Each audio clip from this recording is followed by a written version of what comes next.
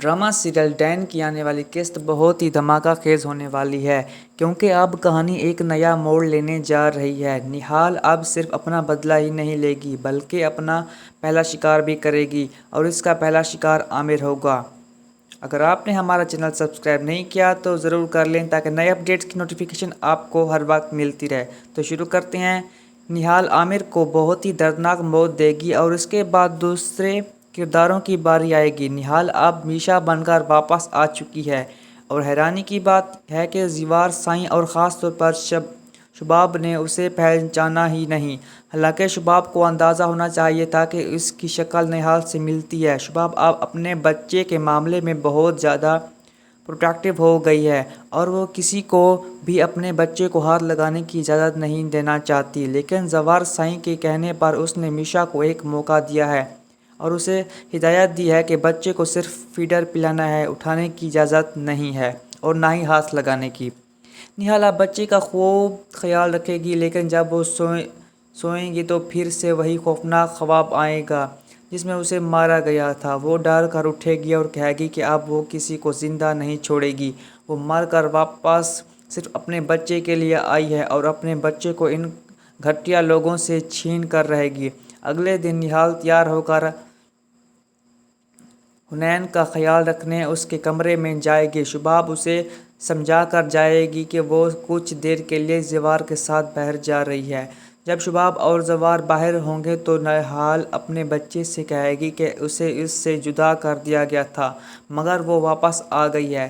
اسی دوران فوزیہ کو پتہ چلے گا کہ شباب باہر گئی ہے اور ایک نئی نینی بچے کے لیے رکھ لی ہے، تو وہ میشا کو قابو میں کرنے کے لیے شباب کے کمرے میں جائے گی۔ جیسے ہی وہ اتنی خوبصورت نینی کو دیکھے گی تو وہ دنگ رہ جائے گی۔ فوزیہ میشا کو طعنہ دے گی اور کہے گی کہ وہ خود بچے کا خیال رکھے گی مگر میشا جواب دے گی کہ اسے شباب بیوی نے کہا ہے کہ کسی کو بچے کو ہاتھ نہیں لگانے دینا، خاص طور پر فوزیہ جیسے لوگوں کو۔ یہ سن کر فوزیہ آگ بگولا ہو جائے گی اور کہے گی کہ وہ زیور سے کہہ کر اسے نوکری سے نکلوا دے گی۔ نہال جواب دے گی کہ دیکھتے ہیں کہ کس کی چھٹی پہلے ہوتی ہے۔ یہ سن کر فوزیہ غصے سے بھر جائے گی اور جا کر عامر اور ذکیہ سے بات کرے گی کہ نینی بہت زبان دراز ہے۔ اب وہ شباب اور زیور کو بتا کر اسے نکلوا دے گی۔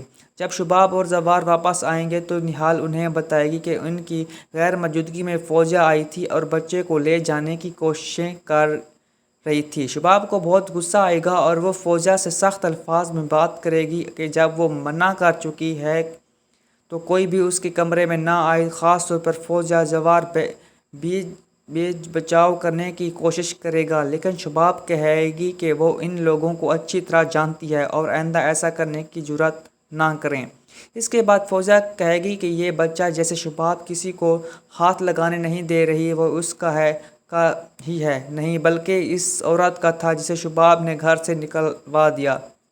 شباب سخت جواب دے گی کہ جن کے اپنے ہاتھ خون سے رنگے ہوں انہیں ایسی باتیں زیب نہیں دیتی۔ یہ بات سن کر فوزیہ اور ذکیہ کے ہوش اڑ جائیں گے اور وہ آپس میں بات کریں گی کہ شباب کو کیسے پتہ لگتا ہے وہ صرف اندازے لگا رہی ہے، لیکن ذکیہ کہے گی کہ وہ کبھی اندازے نہیں لگاتی، اسے یقیناً کسی نے بتا دیا ہے۔ وہ دونوں ڈری ہوئی ہوں گی کہ ان کا راز فاش ہو جائے گا۔